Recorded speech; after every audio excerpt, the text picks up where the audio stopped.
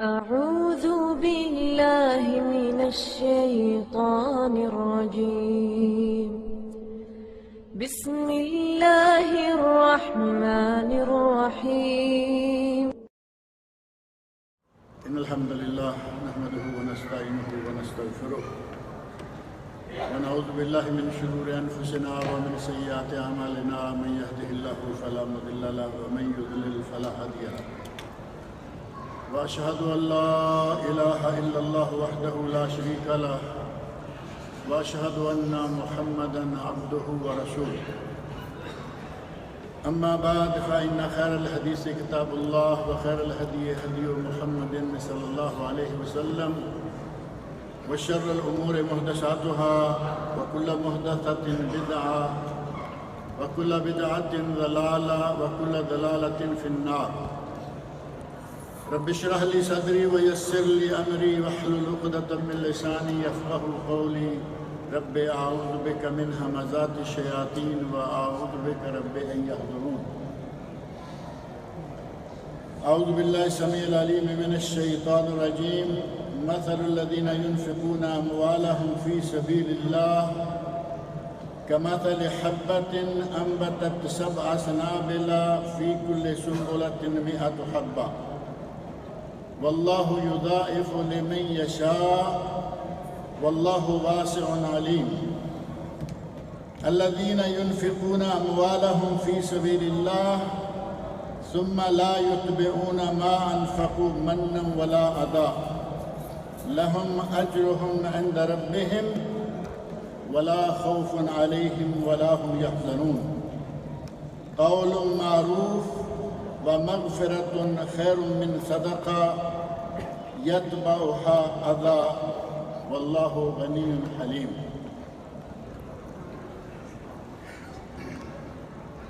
یہ سورہ بقرہ کی چند آیات ہیں. آیت نمبر 261 262 اور 263. ان آیات میں اللہ رب العزت نے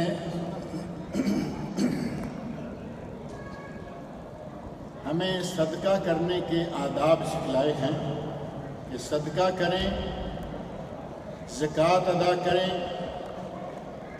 کسی پر کسی بھی قسم کا کوئی احسان کریں تو وہ کس انداز سے ہونا چاہیے. سب سے پہلی بات یہ کہ اگر اللہ کی راہ میں کچھ خرچ کریں تو آپ کی نیت صرف اللہ کی رضا ہو. اگر خالص اللہ کو راضی کرنے کے لیے آپ کچھ خرچ کرتے ہیں تو اللہ رب العزت نے اس کی مثال دی اور فرمایا مثل الذین ينفقون اموالهم فی سبیل اللہ. ان لوگوں کی مثال جو اللہ کی راہ میں اپنا مال خرچ کرتے ہیں کمثل حبۃ انبتت 7 سنابل. اس کی مثال ایسے ہے کہ جیسے زمین میں ایک دانہ بویا جائے. انبتت 7 سنابل، اور اس ایک دانے سے 7 بالیاں نکلیں اور ان پر 7 خوشے ہوں. وفی کل سنبلۃ 100 حبہ، اور ہر خوشے میں 100 دانہ. واللہ یضاعف لمن یشاء، اللہ جسے چاہتا ہے اس سے بھی زیادہ دیتا ہے. واللہ واسع علیم، اللہ بہت ہی وسعتوں والا اور بہت ہی علم والا. ایک دانہ اگر اللہ کی راہ میں، 1 ریال اگر خالص رضائے الہی کے لیے خرچ کریں تو کتنا ثواب ہے؟ 700 ریال خرچ کرنے کا. اور اگر نیت میں خلوص اور بھی زیادہ ہے تو اللہ نے فرمایا واللہ یضاعف لمن یشاء، اللہ جس کے لیے چاہتا ہے اور بڑھا دیتا ہے. ایک کا 700 گنا ہی انتہا نہیں ہے، اللہ رب العزت اس سے بھی زیادہ بڑھاتا ہے. وہ بہت ہی وسعتوں والا اور بہت ہی علم والا ہے. اب یہ ہوا کہ اللہ کی راہ میں خرچ کریں اور صرف اللہ کی رضا مقصود ہو. اللہ رب العزت اس کے بدلے میں ہمیں بے شمار دیتا ہے. جب واللہ واسع علیم کہہ کے بات کو ختم کیا تو مانا یہ کہ 10 گنا 700 گنا یہ باتیں ختم ہو گئی۔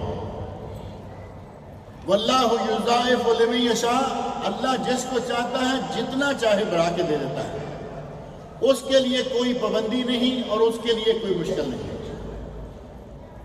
لیکن اگر وہ خرچ تو کرتا ہے، اپنی جیب سے مال تو نکالتا ہے، لیکن جن لوگوں پر خرچ کرتا ہے پھر ان کو ہر وقت رگڑتا رہتا ہے۔ ایسے لوگ ہیں یا نہیں؟ دے دیا، کچھ احسان کر دیا، اب قدم قدم پر اس کو ذلیل کریں گے، قدم قدم پر اس سے بگاڑ لیں گے۔ احسان کیا تھا کسی نہ کسی کام میں لگا کے، فلاں کام ہے آؤ، آیا کوئی پیسہ نہیں کیونکہ وہ پیسے دے چکے۔ اور وہ پیسے کیا دیے تھے انہوں نے؟ زکوٰۃ کے پیسے، زکوٰۃ کے پیسے دیے، کوئی اجرت نہیں۔ آج یہ اجرت بچا رہا ہے اس زکوٰۃ کے پیسے کے عوض۔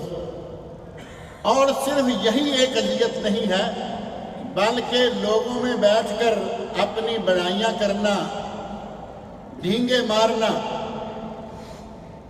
وہ فلاں آدمی ذرا پریشان تھا، بات کرنے کا لوگوں کو بڑے ڈھنگ آتے ہیں۔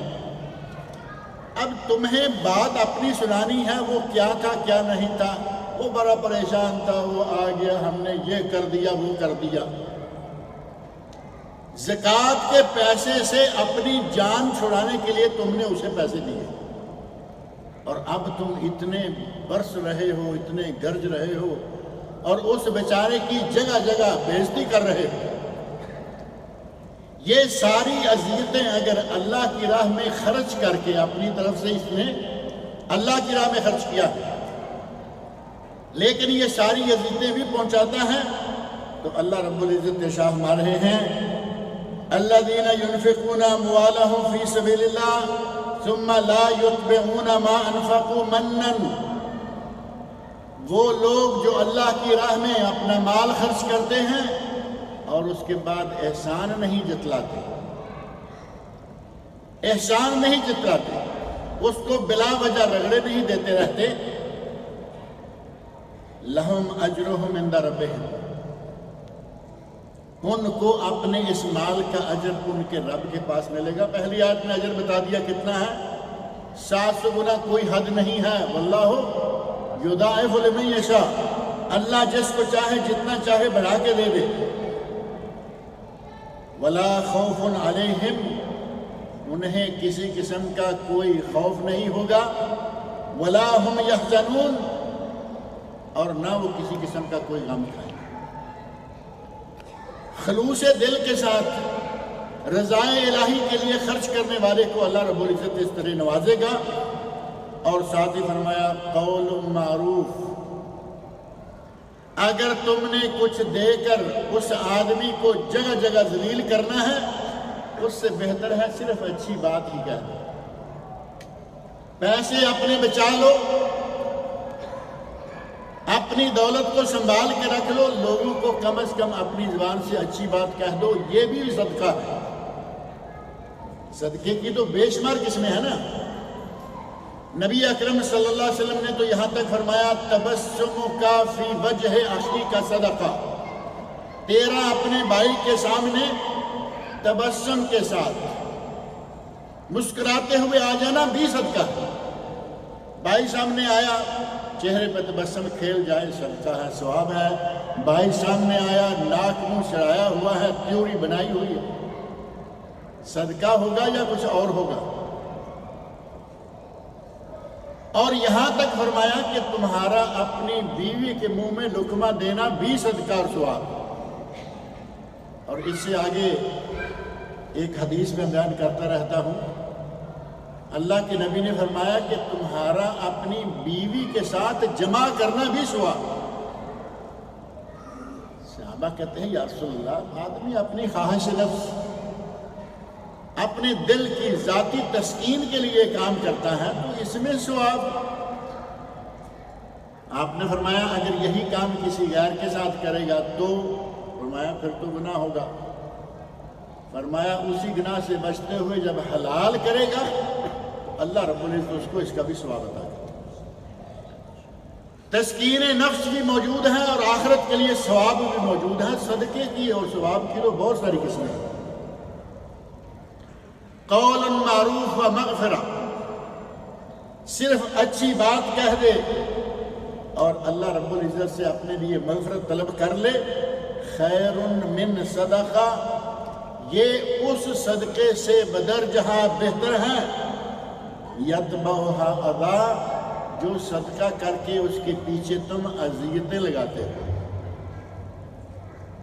آدمی کو صدقہ دینے کے بعد تم اس کو اذیتیں پہنچاتے ہو، تمہاری زبان سے اذیت، تمہارے کردار سے اذیت، تمہاری چال ڈھال سے اذیت۔ چال ڈھال سے اذیت کسی طرح ہو سکتی ہے؟ آدمی آ رہا ہے، پتا ہے کہ سامنے وہ آ رہا ہے جس کو میں نے کچھ دیا ہوا ہے، ایسے متکبرانہ انداز کے اس تک پہنچے گا کہ یہ مجھے بڑھ کے سلام کہے، میں اسے سلام نہیں کہوں گا۔ چال ڈال ہے اس کی، لٹکتا مٹکتا ہوا آ رہا ہے، پتا ہے کہ بیچارہ غریب آدمی ہے، اس کو تو میں نے سہارا دیا تھا۔ اس سے بڑی اذیت کیا ہوگی کہ اس آدمی کے ذہن میں فوراً آ جائے گا کہ یہ وہ شخص آ رہا ہے اس وقت اتنی متکبرانہ چال چلتے ہوئے جس کا مجھ پر احسان ہے، اور یہ اپنی اس صدقے کا احسان جتانے کے لیے یہ چال اختیار کر رہا ہے، اور مختلف انداز سے آپ نے سلام کیا اور یہ سلام کے جواب کے لیے تیار نہیں ہے۔ اگر اسے یا اس کے قریب اس کا کوئی چیف آ جائے، باس آ جائے، یہ بڑھ بڑھ کے سلام کرے گا، ورحمت اللہ وبرکاتہ تک جائے گا، اور یہ مسکین ہے، اس کے لیے السلام علیکم کہنے کو تیار نہیں، وہ کہے۔ اور اگر اس نے کہہ دیا، وہ تو بیچارہ مسکین ہے، اس کو تو کہنا ہے، وہ اس کا احسان مند ہے، اس کے احسانوں کے نیچے دبا ہوا ہے، اس نے کہا صاحب السلام علیکم، یہ جواب ہو۔ اپنی منڈی کو تھوڑا سا، منڈی کہتے ہیں بعض علاقوں میں، سر کو جھکانے کا، منڈی کو تھوڑا سا نیچے کیا، جواب دے دیا۔ اللہ سے ڈریں، اس ذات میں جس نے تمہیں دیا ہے وہ تم سے چھین بھی سکتا ہے، کیا اس کے لیے مشکل ہے؟ اور جس پہ آج تم منڈی ہلا کے جواب دینے کے لیے بھی تیار نہیں ہو، اس کو اللہ تعالیٰ تمہاری جگہ لا سکتا ہے۔ قرآن کریم میں اللہ رب العزت نے فرمایا، تِلْكَ الْأَيَّامُ نُدَاوِلُهَا بَيْنَ النَّاسِ، ان دنوں کو ہم لوگوں کے دوران پھیرتے رہتے ہیں، آج میرے پاس، کل تیرے پاس، پرسوں اس کے پاس۔ اللہ رب العزت نے فرمایا اگر اذیت دینی ہے صدقہ دے کر تو اس سے نہ دینا بہتر، صرف زبان سے اچھی بات کہہ دو۔ واللہ غنی حلیم، اللہ غنی بھی ہے اور بڑے حلم والا بھی ہے، تکبر کرتے ہوئے لوگوں کو دیکھتا ہے، معاف کر دیتا ہے۔ میری نعمتیں لے کر اپنے بھائیوں کو دے کر یہ اپنے پھولے نہیں سما رہا۔ دولت کس نے دی ہے؟ ہم تو کہتے ہیں نا میں نے کمائی ہے، میں نے دماغ لڑایا، میں نے شب و روز محنت کی، میں نے خون پسینے کی کمائی۔ اللہ کے بندو، جب تک اللہ رب العزت کی رضا نہ ہو تم کچھ نہیں کر سکتے۔ آدمی دنیا بھر کی سب سے بڑی ڈگری لے کر آ جائے، اپنی گاڑی آئے گا نا آخر ڈگری لے کر، اور اللہ رب العزت چاہے تو اس کے گھر آتے ہی اس کو چارپائی پہ چمٹا دے، اٹھ ہی نہ ہو۔ کہاں سے تمہاری عقل کام کرے گی؟ اللہ نے بیمار کر دیا، کسی کام کے لائق نہیں ہے، نہ یہ دماغی کام کے لیے کسی آفس میں جا سکتا ہے، نہ کسی اور کے لیے۔ اس رب کے دیے ہوئے سے دیتے ہوئے اتنا تکبر، دیتے ہوئے دوسروں کے لیے اتنی اذیتیں کہ قدم قدم پر اس کو آپ جہاں بیٹھیں اس کا نام لیں، جہاں بیٹھے ہیں بیچارہ، جہاں بولنے کا انداز ہی بدل چکا تھا اس کے بارے میں۔ یا ایھا الذین آمنوا، اب اللہ رب العزت اہل ایمان کو خطاب کرتے ہوئے کہتے ہیں لا تبطلوا صدقاتکم بالمن والعطاء، اے ایمان والو صدقے دے کر، پیسہ خرچ کر کے اس کے پیچھے اذیتیں اور احسان جتلا جتلا کر اپنے صدقے کو برباد نہ کرو۔ لا تبطلوا، تبطلوا باطل کر لینا، باطل کیا ہے؟ اس کا کوئی ثواب نہیں، ختم ہو گیا۔ آپ نے جو کچھ بھی دیا ہوا تھا اس کی کوئی قیمت نہیں ہے۔ کالذی ينفق مالہ رئاء الناس، اب اللہ رب العزت نے ایک مثال دے کے سمجھایا کہ اس آدمی کو جس نے صدقہ دے کے احسان جتلایا، صدقہ دے کے دوسروں کو اذیتیں پہنچائیں، اس کی مثال کیا ہے؟ اس کی مثال دیتے ہوئے فرمایا فَمَثَلُهُ كَمَثَلِ الصَّفْوَانِ یا ایھا الذین آمنوا لا تبطلوا صدقاتکم بالمن والعطاء، اے ایمان والو صدقات دے کر انہیں لوگوں کو اذیتیں پہنچا کر اور احسان جتا جتا کر برباد نہ کر لو۔ کالذی ينفق مالہ رئاء الناس، اس آدمی کی طرح جو لوگوں کو ریاکاری کے لیے، ينفق مالہ رئاء الناس، لوگوں کو دکھانے کے لیے۔ میں کئی ایک مرتبہ مثال دیتا رہتا ہوں کہ اس کے اندر سے اللہ رب العزت کا تعلق کوئی نہیں ہے، لیکن بڑھ چڑھ کے بڑا نوٹ، بڑا اماؤنٹ، بڑا چیک دکھائے تاکہ لوگوں کو پتہ تو چلے نا کہ میں دے رہا ہوں۔ اللہ فرما رہے ہیں کہ یہ ہے ریا الناس، لوگوں کو دکھانے کے لیے اگر یہ مال خرچ کرتا ہے۔ وَلَا يُؤْمِنُ بِاللَّهِ وَالْيَوْمِ الْآخِرِ، اس کا اللہ کی ذات پر اور آخرت کے دن پر ایمان نہیں ہے، یعنی منافقوں کا انداز بتایا اللہ رب العزت۔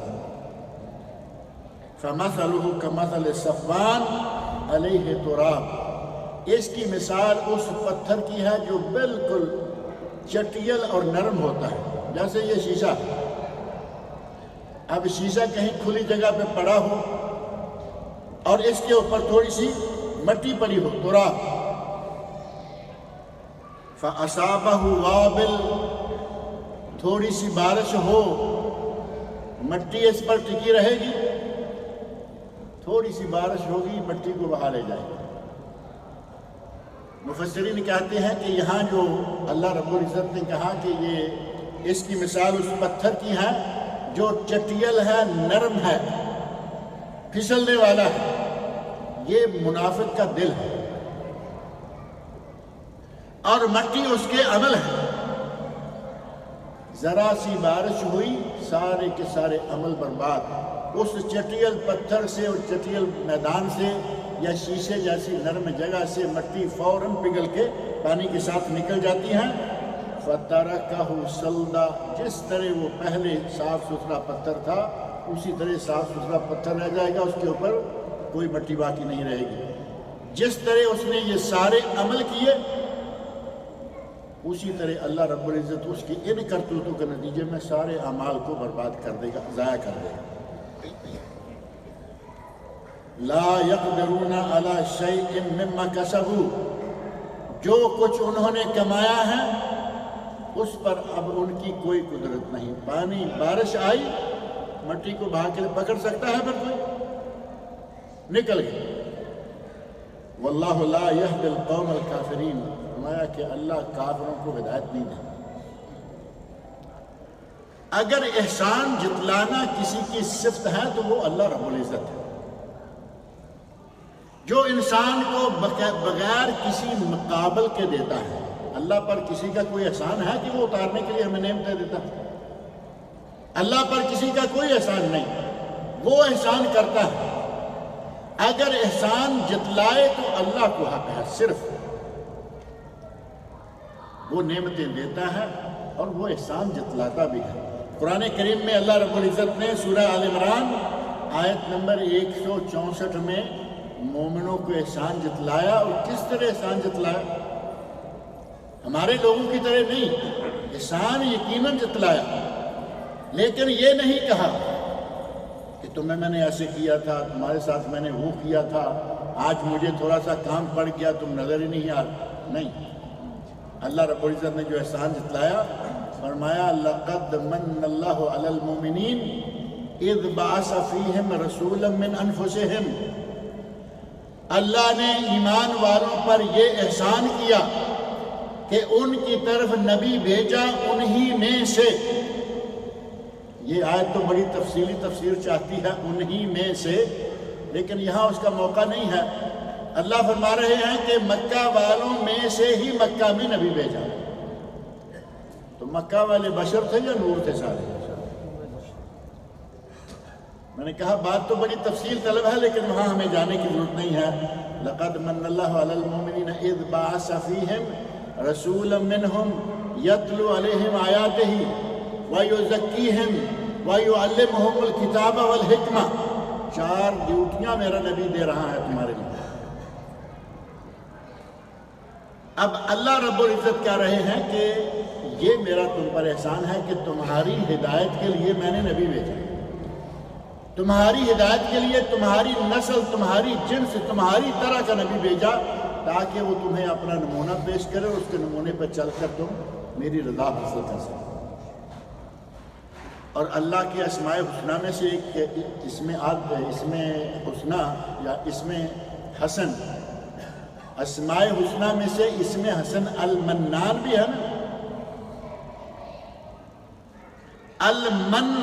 المنہ کا معنی اصل میں ہوتا ہے احسان، اور اللہ رب العزت المنان ہے، وہ احسان کرنے والا ہے، اور اسے حق پہنچتا ہے کہ نعمتیں دے کر اگر وہ احسان جتلاتا ہے تو وہ ساری نعمتیں بغیر مقابل کے دیتا ہے۔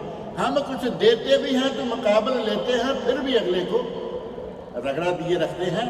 اللہ رب العزت کی ذات اس سے بہت بالا ہے۔ اللہ رب العزت نے نعمتیں دی، اور ہم اللہ کے دیے ہوئے میں سے دے کر دوسرے پر احسان جتاتے ہیں۔ امام قرطبی رحمۃ اللہ علیہ نے فرمایا کہ یہ کچھ خرچ کر کے اس کے پیچھے اذیت، احسان جتانے کی اذیت لگانا، کبیرہ من الکبائر، یہ کبیرہ گناہوں میں سے ہے۔ اب آپ اندازہ کریں کہ پیسہ بھی خرچ کیا، جیب بھی ہلکی ہوئی، اس کی گرمی بھی تھوڑی کم ہوئی، اور ملا کیا؟ الٹا اللہ رب العزت کی ناراضگی ملی۔ اللہ رب العزت نے ہمیں جن نعمتوں سے نواز رکھا ہے، ہمیں چاہیے کہ اللہ کا شکر ادا کریں، اور جتنا ہو سکے شکر کی کئی قسمیں۔ ایک شکر الحمدللہ، نعمت ملی اللہ کا شکر ادا کریں، یہ کہیں الحمدللہ۔ ایک شکر یہ ہے کہ اللہ رب العزت کے سامنے سجدہ ریز ہو جائے، یہ بھی شکر ہے۔ اور ایک عملی شکر ہے کہ اللہ رب العزت نے آپ کو دولت دی ہے، اس دولت کو اس کے غریب بندوں پہ تقسیم کرو، یہ بھی اللہ کا شکر ادا کرنا ہے۔ اور اگر ادا کر کے آپ نے اس کے پیچھے پر احسان جتلانا شروع کیا، 3 لوگوں کا نام نبی اکرم صلی اللہ علیہ وسلم نے لے کر بہت سختی سے 3 مرتبہ مسلسل دہرائی بات کی۔ صحابی حضرت ابو ذر غفاری رضی اللہ عنہ، حضرت ابو ذر غفاری رضی اللہ عنہ مشہور صحابی ہیں، وہ کہتے ہیں نبی اکرم صلی اللہ علیہ وسلم نے ارشاد فرمایا، ثلاثۃ لا یکلمہم اللہ یوم القیامہ ولا ينظر الیہم ولا یزکیہم۔ 3 لوگ ایسے ہیں کہ قیامت کے دن اللہ نہ ان سے بات کرے گا، نہ ان کی طرف نظر رحمت سے دیکھے گا، اور نہ ہی انہیں پاک کرے گا۔ کلام کرنا تو دور کی بات ہے، نظر رحمت سے دیکھے گا بھی نہیں۔ وَلَهُمْ عَذَابٌ عَلِيمٌ، اور انہیں دردناک عذاب ہوگا۔ حضرت ابو ذر غفاری رضی اللہ عنہ کہتے ہیں نبی اکرم صلی اللہ علیہ وسلم نے 3 مرتبہ یہ بات کہی، بار بار کہا۔ تو صحابہ کہتے ہیں خابوا و خسروا من ہم یا رسول اللہ، اے اللہ کے رسول وہ لوگ گھاٹے میں آ گئے، نقصان میں آ گئے، وہ لوگ کون ہیں؟ تو نبی اکرم صلی اللہ علیہ وسلم نے ارشاد فرمایا المسبل، اور ایک روایت میں ایک لفظ اور ہے المسبل ازارہ، اپنی چادر کو لٹکانے والا، ٹخنوں سے نیچے اپنی چادر کو لٹکا کے چلنے والا۔ چادر کو لٹکا کے چلنے کی تشریح کی ضرورت تو نہیں ہے میرے خیال، نیچے کے لیے اپنا سطر ڈھانپنے کے لیے چادر ہو، پتلون ہو، پائجامہ ہو، وہ چوڑی ہو یا غیر چوڑی ہو، تہبند ہو، لاچا ہو، دھوتی ہو، یہی سارے ہوتے ہیں یا اور بھی کچھ ہوتا ہے؟ ان کپڑوں میں سے کوئی بھی کپڑا اگر پاؤں کے ٹخنے سے نیچے جائے تو یہ ہے المسبل ازارہ۔ آپ اندازہ کریں ہمیں کتنی لاپرواہی ہوتی ہے اس معاملے میں۔ پتلون خریدتے ہیں، دیکھتے ہیں کہ جوتا پہنا ہوا ہے 1.5 انچ اس کی ایڑی ہے، یہ 1.5 انچ لمبی ہو تاکہ ایڑی بھی پتلون کے اندر رہے۔ ٹخنا کہاں ہے؟ ایڑی کے اوپر ہی ہے نا، اور ہماری پتلون ایڑی سے بھی نیچے تک زمین تک جائے۔ کتنی لاپرواہی ہے۔ اللہ رب العزت قیامت کے دن نظر رحمت سے بھی نہیں دیکھے گا، پاک نہیں کرے گا، بات نہیں کرے گا۔ 3 مرتبہ نبی صلی اللہ علیہ وسلم نے یہ بات ارشاد فرمائی، اور صحیح مسلم کی حدیث بھی ہے، صحیح سند کے ساتھ صحیح مسلم کی حدیث۔ اور کئی لوگ یہ کہتے ہیں، انہیں اگر یہ کہا جائے نہیں ہماری وہ نیت نہیں ہوتی، ہماری وہ اجی تمہاری کون سی نیت ہوتی ہے؟ یہ ہمارا تو جیسے حضرت عثمان رضی اللہ عنہ کو نبی صلی اللہ علیہ وسلم فرمایا کہ عثمان تم ان لوگوں میں سے نہیں ہو۔ جب یہ بات آپ نے ارشاد فرمائی، حضرت عثمان رضی اللہ عنہ کہتے ہیں یا رسول اللہ میں بار بار اٹھاتا ہوں، بار بار گر جاتی ہے چادر، یعنی میں بہت کوشش کرتا ہوں لیکن چادر جو ہے وہ نیچے چلی جاتی ہے۔ تو نبی صلی اللہ علیہ وسلم فرمایا کہ عثمان تو ان لوگوں میں سے نہیں ہے جو تکبر کے ساتھ کپڑا نیچے لے جاتے ہیں، یعنی تمہارے پیٹ کا مسئلہ ہے، کوئی مسئلہ ہے، تو ان لوگوں میں سے نہیں، کیونکہ عثمان کو نبی اکرم صلی اللہ علیہ وسلم بالکل قریب سے جانتے ہیں کہ عثمان متکبرین میں سے نہیں ہے۔ فرمایا عثمان تم ان لوگوں میں سے نہیں ہو، تمہاری اگر چادر کبھی نیچے چلی بھی جائے گی تمہارا ان لوگوں میں شمار نہیں ہوتا۔ اور یہ بالکل اسی طرح بات ہے جس طرح سورۃ الحجرات میں آیا نا لا ترفعوا اصواتکم فوق صوت النبی۔ سورۃ الحجرات کے بالکل شروع میں نبی کی آواز سے اپنی آواز بلند نہ کرو، ایک صحابی کی آواز ہی کچھ زیادہ تھی۔ آپ دیکھتے ہیں نا بعض لوگ بات کر رہے ہوں تو دوسرے محلے میں سنی جا سکتے ہیں۔ بیویاں بعض لوگوں کی گھروں میں کہتی رہتی ہیں تم بات کر رہے ہو، میرے ساتھ کر رہے ہو، دوسروں کو کیوں سنا؟ قدرتی بات زیادہ، آواز زیادہ ہوتی ہے۔ صحابی کی آواز زیادہ تھی، یہ آیت نازل ہوئی، وہ گھر بیٹھے پریشان ہو گئے کہ میں تو بات کروں گا تو نبی صلی اللہ علیہ وسلم سے آواز بڑھے گی۔ پتہ چلا کہ میرا ایک عزیز، میرا ایک دوست، میرا ایک صحابی گھر بیٹھا ہوا ہے اور اس وجہ سے پریشان ہے۔ پیغام بھیجا، بلایا، فرمایا تو ان لوگوں میں سے نہیں ہے کیونکہ یہ تیری مجبوری ہے۔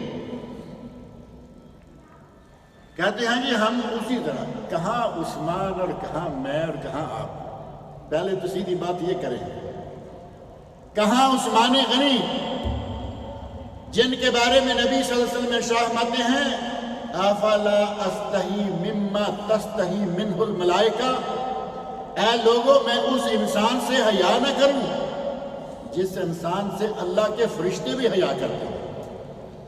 وہ عثمان اور تم اس کی مثال دے کے اپنی چادر کو لمبا کر کے پھر رہے۔ واقعہ معلوم ہے نا، ابو بکر صدیق رضی اللہ عنہ آئے، نبی اکرم صلی اللہ علیہ وسلم کنویں میں اپنی ٹانگیں لٹکا کر بیٹھے ہوئے تھے اور کپڑے کو اکٹھا کر کے رانوں سے بھی اوپر، گھٹنوں سے بھی اوپر، جیسے آدھی آدھی رانیں بھی ننگی تھی۔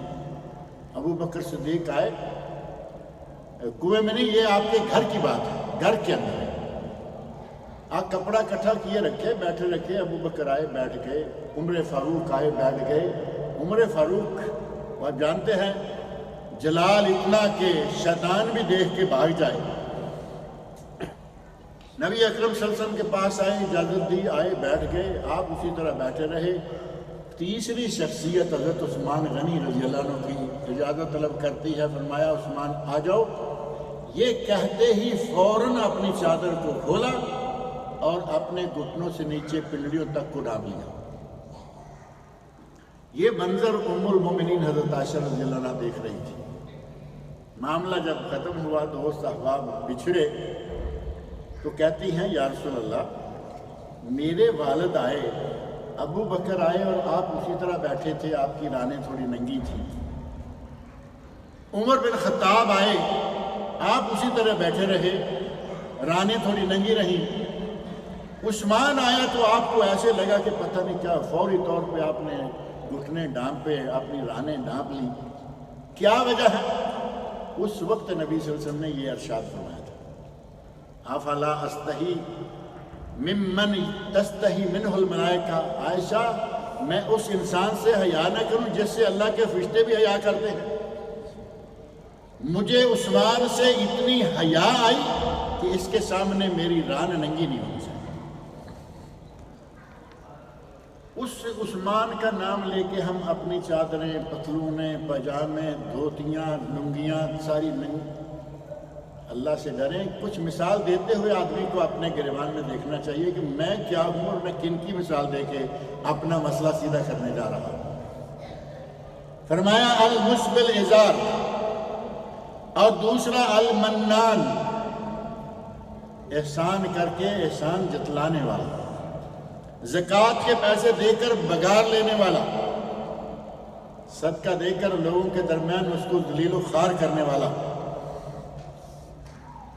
اور تیسرا ہے والمنفق سلعتہ بالحلف الکاذب، تیسرا وہ آدمی جو اپنے سامان کو جھوٹی قسمیں کھا کھا کے بیچتا ہے۔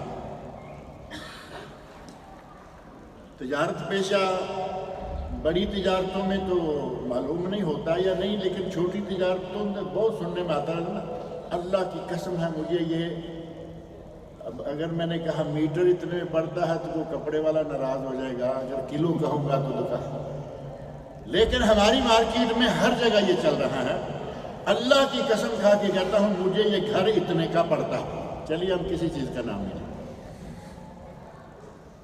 مجھے گھر اتنے کا پڑتا ہے، یعنی میرا اس پر اتنا خرچہ ہوا ہے۔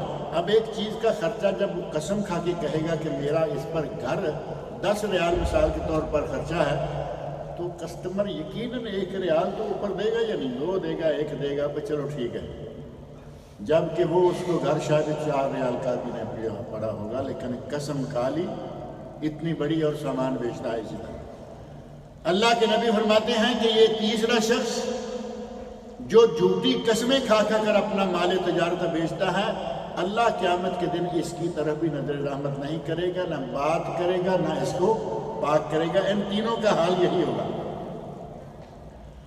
امام مجاہد جو کہ بڑے مشہور تابعی ہیں، امام مجاہد رحمۃ اللہ علیہ کہتے ہیں لا يدخل الجنہ، جنت میں داخل نہیں ہوگا۔ کون کون؟ اب ظاہر ہے کہ حضرت امام مجاہد کی بات اپنی طرف سے کہیں گے کہ یہ بندہ جنت میں نہیں جا سکتا، یہ وہاں، یہ تو باتیں ظاہر ہے کہ اس نے سنی ہے، تابعی ہے، میری آپ کی طرح کا ہے نہیں کہ کچھ نہ کچھ جوڑ کے کر دے، نہیں۔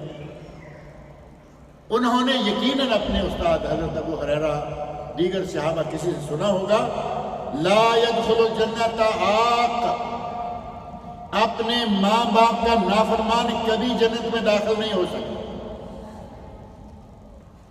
آنکھ کا لفظ قرآن و سنت میں موجود ہے، اور ایک آنکھ ہمارے پاکستان انڈیا میں بھی ہے۔ پاکستان میں تو ہے، انڈیا میں پتہ نہیں ہے یا نہیں، آنکھ نامہ ہے نہیں ہے؟ ہے۔ پاکستان میں، انڈیا میں آنکھ کیا ہے؟ بیٹا نافرمان ہوا، بات نہیں مانتا، بدتمیزیاں کرتا ہے، ہر طرف روزانہ ادھر ادھر سے لوگوں کی باتیں آتی ہیں، تو کہیں قرضے میں پھنس گیا، کچھ ہو گیا، کچھ کہتے ہیں جی ہم نے اس کو آنکھ کر دیا ہے۔ باقاعدہ اخبارات میں، جرائد و مجلات میں اعلان دے دیتے ہیں کہ ہم نے اپنے بیٹے کو آنکھ کر دیا ہے، آج کے بعد اس کے ساتھ کوئی لین دین کرے اس کا ذمہ دار وہ ہوگا، ہمیں آ کے کوئی نہ پوچھے۔ ہمارا آنکھ یہ ہے، اور اصلاً آنکھ کون ہے؟ آنکھ لوالدیہ ہے، جو اپنے ماں باپ کا نافرمان ہے، اس کی یہ نافرمانی آنکھ ہے۔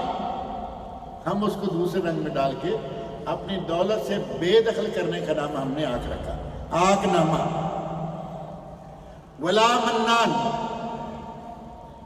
صدقہ کر کے کچھ دے کر جتلانے والا بھی جنت میں نہیں جائے گا۔ ولا مدمن خمر، جو شرابی ہے، صرف شرابی نہیں کہا بلکہ مدمن خمر کہا، جو شراب کا رسیہ ہے، یعنی شرابی۔ کچھ شرابی ہیں کبھی کبھار پیتے ہیں، کبھی کبھار جائز ہے۔ کبھی کبھی کئی لوگ کہتے ہیں جی میں کبھی تھک جاتا ہوں تو تھوڑی سی پی لیتا ہوں۔ نبی صلی اللہ علیہ وسلم کا ارشاد ذہن میں رکھ لیں، یہ تھک جانے والوں کے تھوڑا سا پی لینے والوں کے بارے میں نبی صلی اللہ علیہ وسلم ارشاد فرماتے ہیں ما اسکر کثیرہ فقلیلہ حرام، جس کی زیادہ مقدار نشہ دے دے اس کا قطرہ بھی حرام ہے۔ اب یہ قطرہ زندگی میں 10 بار پیے گا تب بھی حرام ہے، اور ہر روز 10 بار پیے گا تب بھی حرام ہے، یہ حرام ہی حرام۔ مدمن خمر، بکثرت شراب پینے والا، فرمایا یہ بھی جنت میں داخل نہیں ہوگا۔ ولا من اتا ذات محرم، اور وہ آدمی بھی کبھی جنت میں داخل نہیں ہوگا جس نے اپنی کسی محرم عورت کے ساتھ برائی کی۔ محرم عورت کے ساتھ برائی کا سن کر آدمی کے رونگٹے کھڑے ہو جاتے ہیں کہ کون ہوگا ایسا۔ ماں کے ساتھ، بہن کے ساتھ، بیٹی کے ساتھ، خالہ کے ساتھ، یہ محرم عورتیں ہیں نا ساری۔ بظاہر تصور کرنے کو بھی جی نہیں چاہتا کہ کوئی ان کے ساتھ برائی کرے گا، جبکہ یہ برائیاں آج ہو رہی ہیں۔ آج بیٹیاں اپنے باپ کے بچوں کو جنم دے رہی ہیں، عام بھی ریکارڈ باتیں موجود ہیں۔ بیٹیاں اپنے باپوں کے بچوں کو جنم دے رہی ہیں، بھائی بہنوں میں زنا ہو رہا ہے، خالہ، پھوپھی، بھانجے، بھتیجے، رشتوں کا کوئی تقدس ہی نہیں رہا۔ نبی اکرم صلی اللہ علیہ وسلم ارشاد فرماتے ہیں، حضرت امام مجاہد کی زبانی، کہ جو آدمی کسی محرم عورت کے ساتھ برائی کرتا ہے وہ بھی کبھی جنت میں داخل نہیں ہوگا۔ مصنف عبدالرزاق میں یہ اثر جو ہے یہ موجود ہے۔ صحیح بات یہ ہے کہ احسان جتلانے کے بارے میں بہت ساری باتیں ہیں، بہت ساری چیزیں ہیں، بہت ساری قرآن کریم کی آیتیں ہیں، نبی صلی اللہ علیہ وسلم کی حدیث ہیں، لیکن ہمارا وقت جو ہے وہ ہمیں اجازت نہیں دیتا۔ شاید بعض دفعہ آپ کو معلوم ہے کہ درس کے 2 حصے بھی ہوا جایا کرتے ہیں، خطبہ کے 2 حصے ہو جایا کرتے ہیں۔ اللہ رب العزت نے اگر موقع دیا تو اس موضوع کو پھر کبھی مکمل کریں گے انشاءاللہ۔ اللہ رب العزت سے میری دعا ہے کہ مجھے آپ سب کو، تمام مسلمانوں کو اپنے رب کو راضی کرنے کے لیے اس کی راہ میں صدقہ، زکوٰۃ، خیرات کرنے کی توفیق عطا فرمائے۔ اس احسان جتلانے والی کرتوت سے اللہ رب العزت ہم سب کو محفوظ رکھے۔ اللہ تعالیٰ مجھے اور آپ سب لوگوں کو نیک عمل کی توفیق عطا فرمائے۔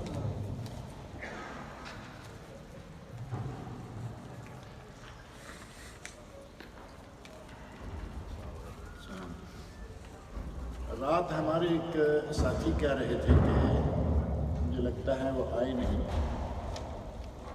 کہہ رہے تھے کہ میں جاب لیس ہوں اور میرے اخراجات وغیرہ بہت زیادہ ہیں۔ ظاہر ہے کہ بعض لوگ ذمہ داریاں اٹھائے ہوئے ہوتے ہیں، اچانک جاب لیس ہو جائے پریشانی بن جاتی ہے۔ تو ان کا کہنا تھا کہ بھائی لوگوں سے سب سے دعا کروائیں کہ اللہ رب العزت ان کو کوئی اچھی باعزت روزگار مہیا فرمائے، اور ان کے علاوہ بھی اگر کوئی بھی ایسا شخص ہے جو جاب لیس ہے، روزگار نہیں ہے، اللہ رب العزت تمام بے روزگاروں کو روزگار عطا فرمائے۔ جس کی کوئی بھی پریشانی ہے اللہ تعالیٰ سب کی پریشانیوں کو دور کرے۔ جو بیمار ہیں اللہ رب العزت ان کو شفاء کاملہ عطا فرمائے۔ یہ کسی نے لکھا ہے کہ ہمارے ایک عزیز دوست کی امی کا انتقال ہو گیا ہے، دعا کریں کہ اللہ رب العزت ان کی مغفرت فرمائے، اللہ ان کی بشری کوتاہیوں کو معاف کرے، اللہ رب العزت ان کو جنت الفردوس میں اعلیٰ مقام عطا فرمائے۔ ایک دوست کہتے ہیں کہ میری ساس نام بلقیس، ان کا انتقال ہو گیا ہے، دعا کریں کہ اللہ رب العزت ان کی ساس کی مغفرت فرمائے، اللہ تعالیٰ ان کی بشری کوتاہیوں کو بھی معاف کرے، اللہ تعالیٰ ان کو جنت الفردوس میں اعلیٰ مقام عطا فرمائے۔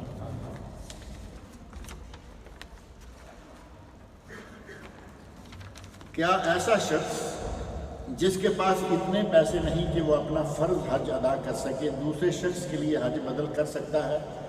صحیح بات یہ ہے کہ نبی اکرم صلی اللہ علیہ وسلم کا ایک ارشاد ہے، اس سے پتہ چلتا ہے کہ آدمی کو پہلے اپنا حج کرنا چاہیے، اور جو آدمی اپنا حج کیے ہوئے نہیں ہے وہ حج بدل نہیں کر سکتا یا نہ کرے۔ اور وہ حدیث نبی اکرم صلی اللہ علیہ وسلم کی صحیح سند سے ثابت مشہور حدیث ہے، جس سے حج بدل کا بھی پتہ چلتا ہے اور حج بدل کرنے والے کے لیے اپنا پہلے حاجی ہونا اس کا بھی پتہ چلتا ہے۔ وہ حدیث ہے کہ نبی اکرم صلی اللہ علیہ وسلم نے ایک آدمی سے سنا، وہ تلبیہ شروع کر رہا تھا، کہتا ہے اللہم لبیک عن شبرما، اے اللہ میں شبرما کی طرف سے حج کرنے آیا ہوں۔ نبی اکرم صلی اللہ علیہ وسلم نے ارشاد فرمایا من شبرما، یہ جو شبرما ہے یہ کون ہے؟ تو صحابی نے کہا یا رسول اللہ اخن لی او قریب لی، وہ میرا بھائی ہے یا قریبی کوئی رشتہ دار ہے۔ آپ نے دوسرا سوال کر دیا احججت عن نفسک، کیا تم اپنی طرف سے حج ادا کر چکے ہو؟ تو صحابی نے کہا نہیں۔ فرمایا حج عن نفسک ثم حج عن شبرما، پہلے اپنا حج ادا کرو اور اس کے بعد شبرما کی طرف سے ادا کرتے رہیں۔ یہ حدیث اس بات کی دلیل ہے کہ حاجی جو کسی کی طرف سے حج بدل ادا کرنا چاہتا ہے اسے پہلے اپنا حج ادا کیے ہوئے ہونا چاہیے۔ کسی نے سوال لکھا ہے کہ پرندوں کو آزاد کرانا قرآن و سنت کی روشنی میں، پرندوں کو اگر آپ کو معلوم ہے کہ کہیں پرندے بڑی مشکل میں ہیں، آپ ان کو آزاد کرائیں، انشاءاللہ ثواب ہوگا۔ اور اگر پرندوں کو باہر سے بھی زیادہ اچھا کھانا اندر مل رہا ہے، لوگ کہتے ہیں جی چاہے کتنی بھی آزادی کیوں نہ ہوگی، قفس تو قفس، پنجرہ تو پنجرہ ہی ہے، کہا جاتا نا۔ یہ نبی اکرم صلی اللہ علیہ وسلم نے ایک صحابی جو کہ بچہ تھا، چھوٹی عمر کا تھا، اس کے پرندے رکھنے کو آپ نے منع نہیں کیا، بلکہ وہ پرندہ مر گیا۔ پرندے کا نام نغیر، چھوٹی سی چڑیا ہے، اور صحابی کا نام عمیر۔ بچہ اس کے ساتھ کھیلا کرتا تھا، ظاہر ہے کہ آپ دیکھا کرتے تھے، وہ پرندہ مر گیا تو نبی اکرم صلی اللہ علیہ وسلم اب گزرتے ہوئے کبھی کبھی اس بچے کو، جیسے آدمی ہنستا ہے نا بچوں کے ساتھ کھیلتا ہے، یا عمیر ما فعل النغیر، اے عمیر تیرے نغیر نے کیا کیا، یعنی تمہیں کہتے نا چھوڑ گیا۔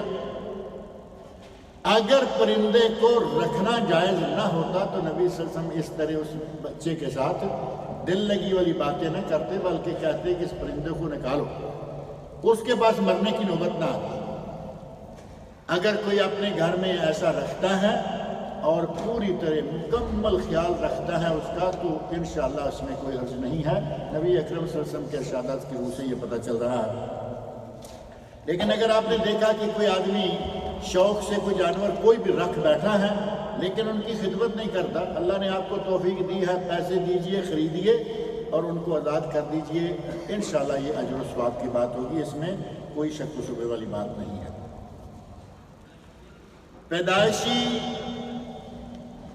پیدائشی کھدڑے اور پھر لیتے ہیں خسرے۔ یہ خسرے نہیں خسرے ہوتا ہے، خسرے تو سسر کو کہتے ہیں نا، یعنی نہ مرد اور نہ عورت، نہ مرد مردوں میں نہ عورت عورتوں میں۔ اتنی تفصیل بتائی ہے، ہجڑے ایک ہی لفظ کافی تھا۔ مرد یا عورت کی جن سے لذت سے محروم پیدا ہوئے، بلکہ ان دونوں میں زنانہ طور و انداز پائے جاتے ہیں، اور نہ یہ شادی کے قابل ہوتے ہیں، نہ معاشرہ انہیں عزت کی نظر سے دیکھتا ہے، یہ اپنی گزر اوقات ناچ گا کر کرتے ہیں، پھر بھیک مانگ کر کرتے ہیں۔ کہا جاتا ہے کہ ان محروم افراد کو تنگ نہیں کرنا چاہیے کیونکہ ان کی بددعا بہت جلد قبول ہوگی۔ یہ کہا جاتا ہے، یہ کوئی قرآن و سنت کی بات نہیں ہے۔ ایک آدمی ناچ رہا ہے، گا رہا ہے، اس کی دعائیں کتنی قبول ہوں گی یہ بھی تو آپ سمجھ سکتے ہیں یا نہیں؟ پہلے آپ نے خود کہا کہ یہ ناچ گا کر جو روزی کماتا ہے اس کی روزی سراسر حرام ہے، وہ چاہے خود کھدڑا ہو یہ جو آپ نے لکھا ہے، چاہے وہ بالکل مکمل مرد ہو، چاہے مکمل عورت ہو۔ ناچ گا کے یا ناچ کے کمائی کرنا یہ حرام ہے، کیونکہ یہ دونوں چیزیں شریعت میں ناجائز اور حرام ہیں۔ اب جس کی روزی سراسر حرام ہے اس کی دعا کیا اور بد دعا کیا، یہ تو معاملہ چھوڑیں ایک طرف۔ یہ مسلمان بھی ہوتے ہیں، کلمہ بھی پڑھتے ہیں، بقول ان کے یہ نمازیں بھی پڑھتے ہیں، اور جب بھیک مانگنے نکلتے ہیں تو یہ باوضو ہوتے ہیں۔ بڑی ڈیٹیل کے ساتھ آپ کے ساتھ اتنی باریکی کے ساتھ آپ ان کو جانتے ہیں۔ ان کے نام بھی مسلمانوں کے اسلامی نام، یہ غیر مسلم بھی ہوتے ہیں، یعنی کافر کرسچن وغیرہ بھی لوگوں کے تنگ کرنے کی وجہ سے یہ ڈھکے چھپے کونے کے علاقوں میں رہتے ہیں۔ اگر ان میں کسی مسلمان کی موت ہو جائے تو یہ اسے ڈھکے چھپے انداز میں مسلمانوں کے قبرستان میں دفن کر دیتے ہیں۔ ان کے بارے میں مسئلہ اصل میں یہ ہے کہ اگر کوئی مخنث ہے، مخنث یا ہجرا یا خسرا یا کھدرا جو بھی آپ نے الفاظ لکھے ہیں، اگر کوئی ایسا ہے اور وہ مسلمان ہے اور وہ دیندار ہے، جس رنگ میں اس کو اللہ رب العزت نے بنایا ہے اسی رنگ میں وہ دیندار ہے، مسلمان ہے، اس میں کوئی ایسی بات نہیں ہے۔ مسلمانوں کے قبرستان میں اسے دفن کیا جائے، سارے کچھ اس کے ساتھ مسلمانوں والے کام کیے جائیں، الا یہ کہ وہ یہ کر رہا ہو جو آپ نے بتائی ہے تفصیل اس کے بارے میں، کہ وہ ناچ گا کے کھاتا پیتا، اور ظاہر ہے کہ اس کے کرتوت ایسے ہیں تو اس کا معاملہ الگ ہے۔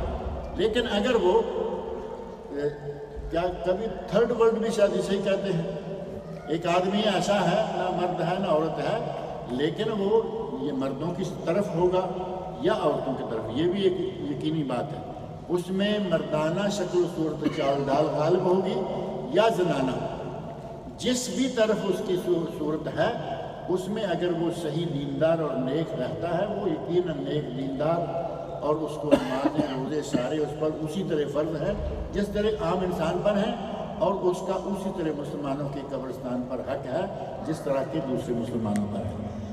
معاشرے میں آج ان کا یہ حال جو کر رکھا ہے ہم لوگوں نے، یہ ہمارے باتوں کے نتیجہ میں ہے، اور کچھ ان کی فطرت ایسی ہے کہ شروع سے لے کر نبی صلی اللہ علیہ وسلم کے زمانے میں بھی ان کو کوئی اچھی نظر سے دیکھا نہیں گیا، صرف ان کی اندر کی فطرت کی وجہ سے کہ وہ جہاں چاہیں تالیاں مارنا شروع کر دیں گے، جہاں چاہیں گانا شروع ہو جائیں گے، جہاں چاہیں ڈانس کرنا شروع کر دیں گے۔